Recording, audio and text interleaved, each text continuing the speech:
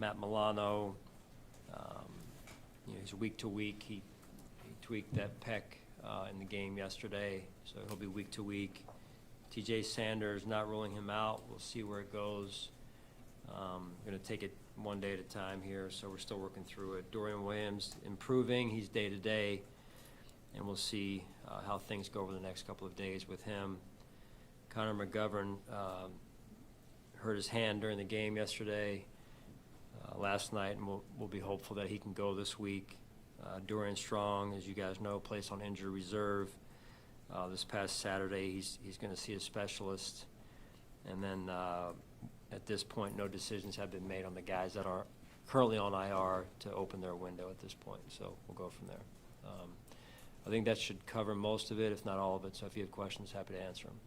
With Matt, just clarifying, those 6 weeks, it was the same injury? Yeah, pec. Yes. Mm-hmm. With Dorian seeing a specialist, is there a fear that that is potentially, I know when you hear neck, it's potentially very serious, season ending? Do you have any other insight into that? I don't know much other than I don't think anything at this point can be ruled out at this point. So we'll see where it goes. Sean, there's a replay from the broadcast angle with Josh coming up, I think, a little bit yesterday. Is there anything injury front with him? No, I just sore overall. I mean, as you saw, he took some shots there, and he plays extremely hard, but just sore overall at this point. And then similarly with Dalton Cade, looked like someone with a hand there at some point. Anything on him? Yeah, he's sore as well. Dealing with just some overall body soreness right now, and we'll see where that goes here. You mentioned last night that in the second half in particular, just disappointing stopping some of those passes by May. After watching the video, how did you feel that your secondary handled those situations? I know that rush also plays a role in that. Yeah, I mean, like anything, we can do a better job overall. Coaching, playing, it's never just one area. It's never just coverage or just rush. It's a shared deal there. So I thought the quarterback extended some plays and made some good throws, and we've got to make more plays on the ball overall as a defense. I think we had one, and it was a defensive lineman in terms of the pass breakup part of things there. So, we've got to do a better job there. What do you make of the lack of PBUs from just your secondary as a whole through 5 weeks? Yeah, well, the game is making plays and making plays on the ball, and that's kind of the obvious part, and you want to be able to challenge, and in order to do that, you got to be in great position and have your eyes in the right spot and play with great technique, and then when you're one-on-one, and so that's an important part of playing good defensive football. You're well known for, every week you always say we have things to clean up. Does it hit home more after a loss, to the team, do you think? Does that message get through even more to the team after a loss like that? You would hope, yeah. I mean, we've done a good job, I would say, overall. You're never perfect of responding when things haven't gone well result-wise.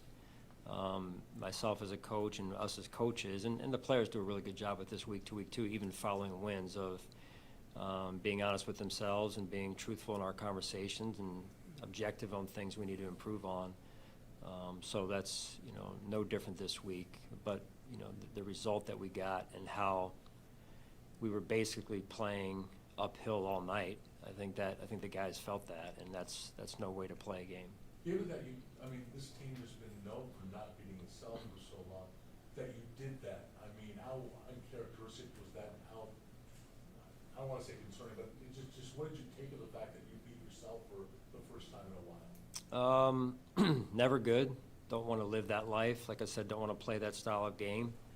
It's really hard to do that and come out on top. And it's a good reminder for us. If we handle it the right way, it's a good reminder for us of how you really don't want to play and don't want to live that type of life. And why it's important we stay on the details, we stay disciplined, and we stay urgent in our approach. We finish plays, and we take care of the football, make good decisions with the ball in our hands, and all those things are kind of the foundation of what leads to the results.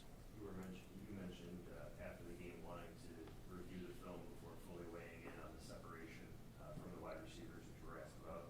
Now that you've had an opportunity to do that, how did you view that? Yeah, there was times where we had some, there was times where we didn't. I thought overall, we want to get more. I mean, it's easier said than done, though. They're playing good defense. They're doing some things. They did some things that they hadn't shown maybe on tape as well, and affected some of the scheme part as well. So again, it's never just one piece. It's all 11 making one play go, and we didn't do enough of that from the start, in particular in the first half. Second half was better if you look at just the results of the second half per series, and then we had I think the one drive there in the second half where we turned the ball over going in, and you can't do that either. You got points, and so all these little things add up to making the game more difficult than it really needs to be.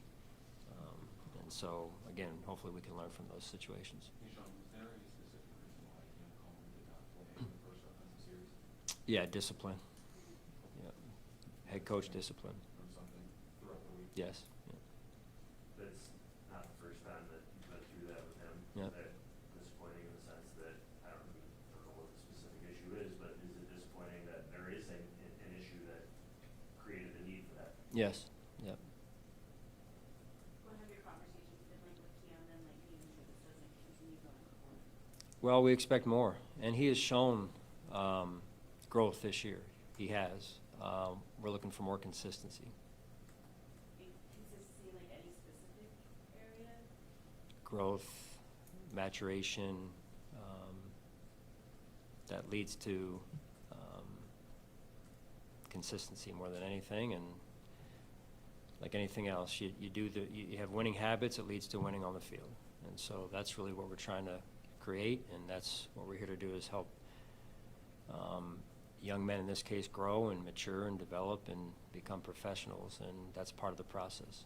Given how his game, how his day began, being disciplined, how do you factor in that fumble, and how do you address that with him, knowing that he's trying to grow and develop?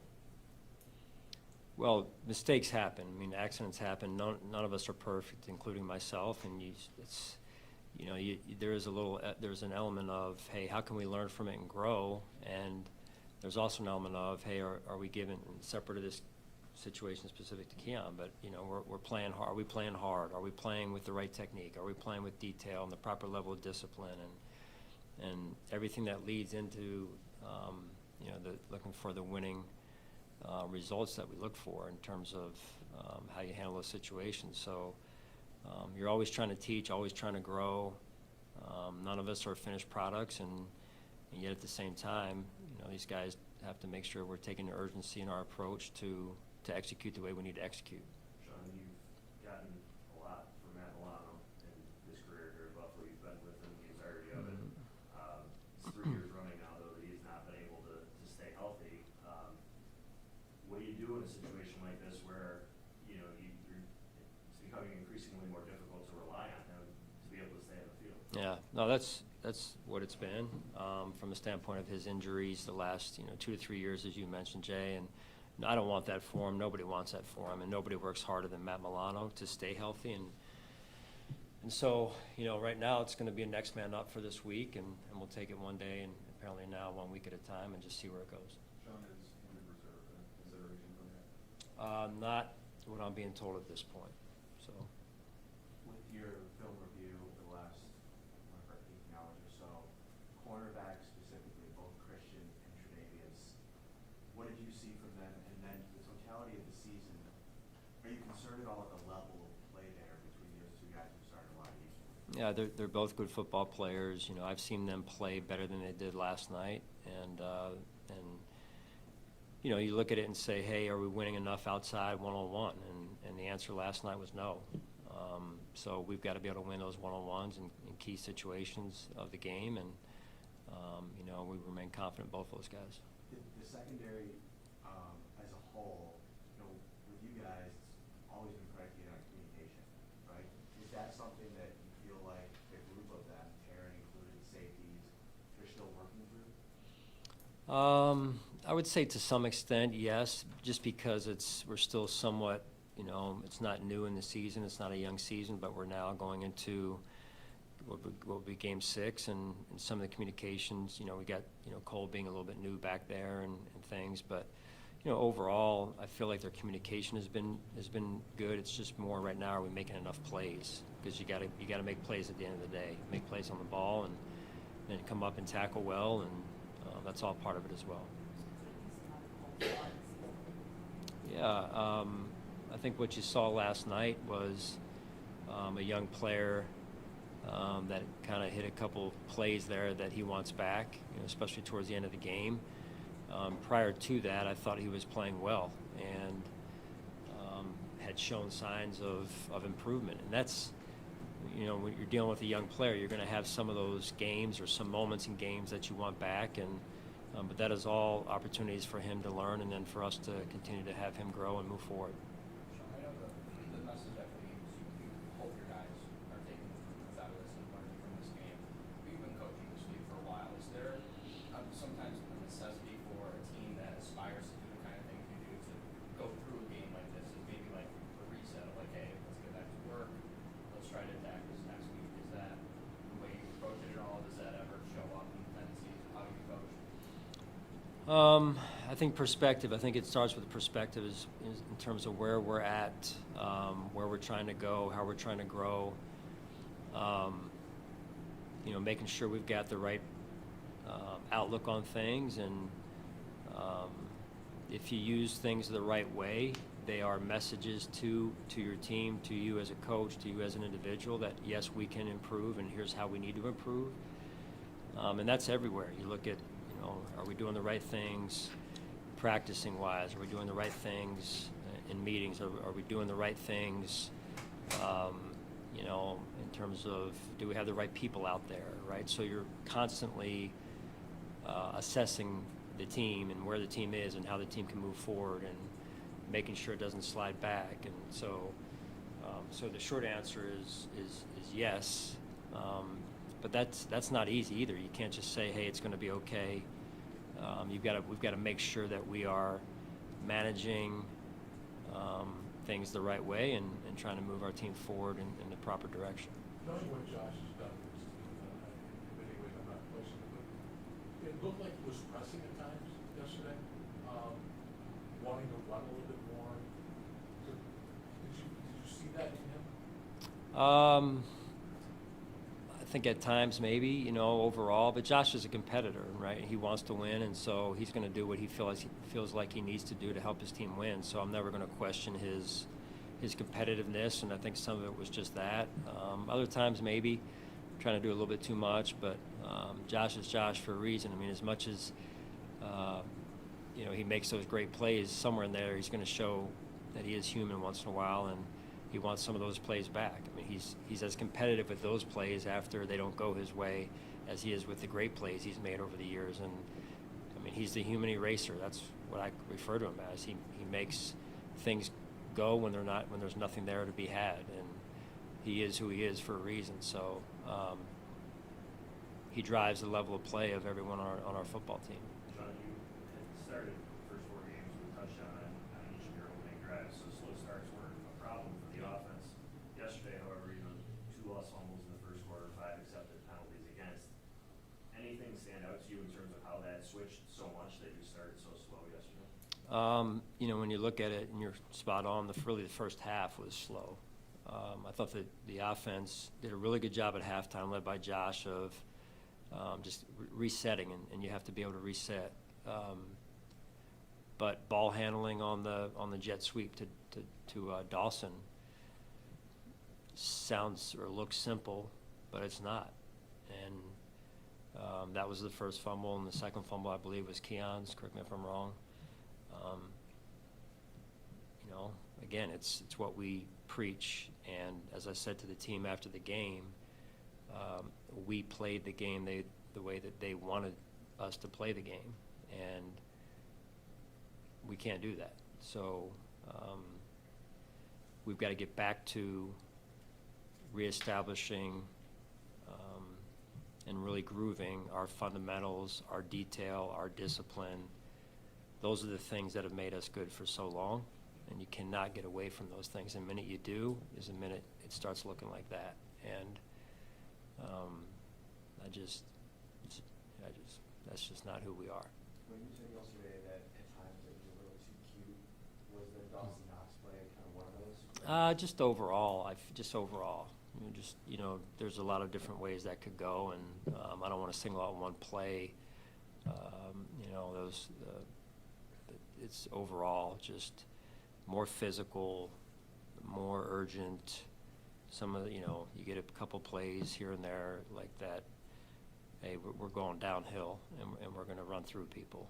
And but I don't want to single out a play. It's just, back to basics. What did Jimmy Charlo do during the spot on the end? I mean, Jimmy's approach every week, every day really is, he's one of the first ones in, one of the last to leave. His story, it's been documented, I believe, and he's got great energy every day, no matter if he's up for a game or not up for a game, which to me speaks volumes about who he is, his character. Football's important to him, and he's a big-time team player, so I'm happy for him, and he went out and competed his first NFL game. And, I was proud of him because it wasn't too big for him. He went out there and inspired people by his play and his effort, and honestly, those are things you look for. When you look at, you mentioned needing more from the wide receivers, is it a matter of there more play calling, scheming that you can do to help those guys, or is it more got to win some one-on-one battles too? Yeah, probably both. Yeah, I mean, there's things we can always do as a coaching staff. I'm going back right now, looking at it again, and I had to take a break to come down here. But just making sure, you put another set of eyes on it one more time, looking at it through a different lens maybe. But yeah, it starts with all of us looking at ourselves and saying, hey, how can I be better, and what do I need to do to grow? And there are one-on-one situations as well, and then, it's like I said, it's not always just one player or one position. So it really starts just with that foundation I mentioned a few minutes ago, of just making sure we're disciplined in our approach, we're detailed, we understand where I line up and how that affects the overall outcome of the play.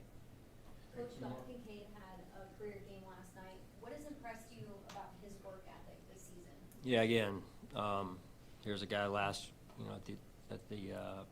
coming out of last season that was questioned a little bit, and his work ethic has, I think, really speaks volumes for who he is, and the results are a result of his hard work. He is highly competitive, driven, wants to be as good as he can be, and I think every catch he makes, you kind of feel that you see the passion that comes out, and I love watching him. It's fun. It's fun to watch him play.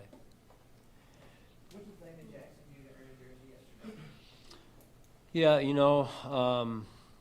he's handled being inactive the right way. I think that's, again, where it starts. And then we felt like we needed to get a little bit more physical on first and second down with bringing a bigger body into the mix there.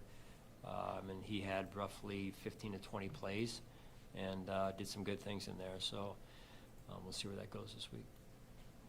Thank you.